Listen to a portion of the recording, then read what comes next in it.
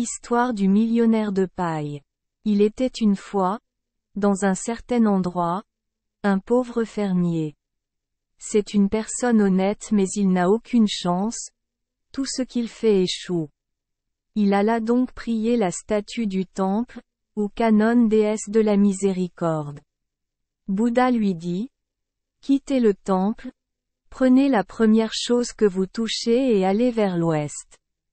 Dès qu'il sortit du temple, il tomba face contre terre et, en tombant, il attrapa accidentellement une paille tombée par terre.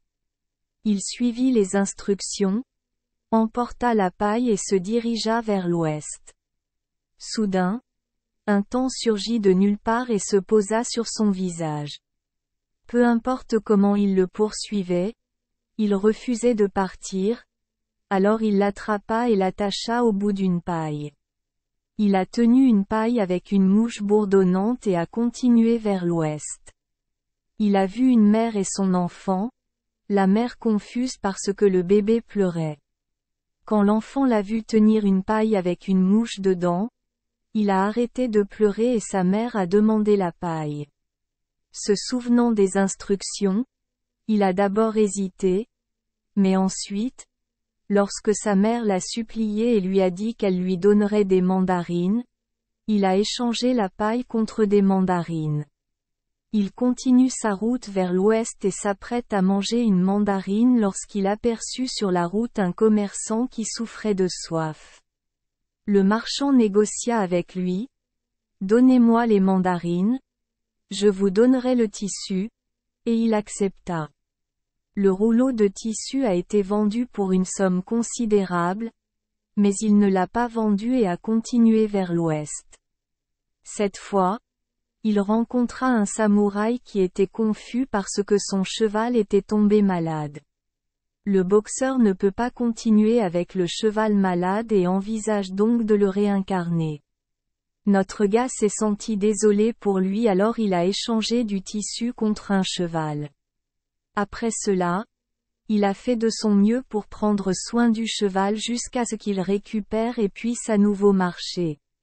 Il monta à cheval et continua sa route vers l'ouest. Il arriva devant un immense manoir.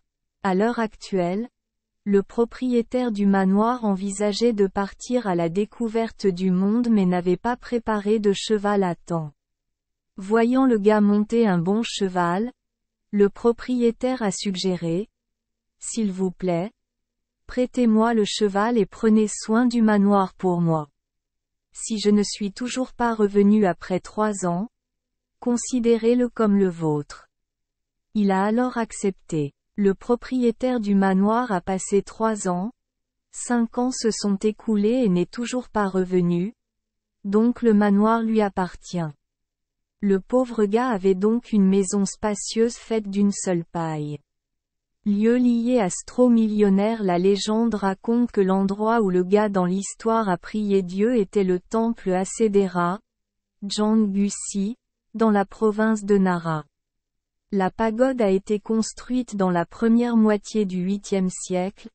La salle principale vénérant la statue de Guanyin aux 10 visages, Shi Mian Guanyin Xiang Juikimen Canon, a été reconnue comme trésor national. La cour du temple regorge de tellement de fleurs épanouies qu'elle est connue sous le nom de « temple des fleurs », Ananootera, avec des fleurs qui fleurissent toute l'année. La plus importante d'entre elles est la pivoine, Mudan Botan.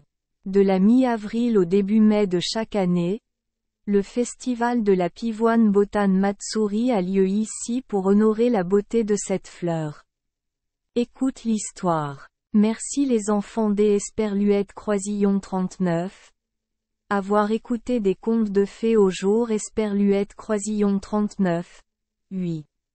Espérons que les histoires apporteront aux enfants des moments heureux et significatifs.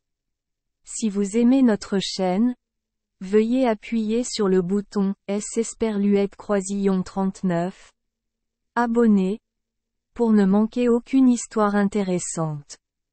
Je vous souhaite une bonne nuit de sommeil et de beaux rêves. Rendez-vous dans la prochaine histoire.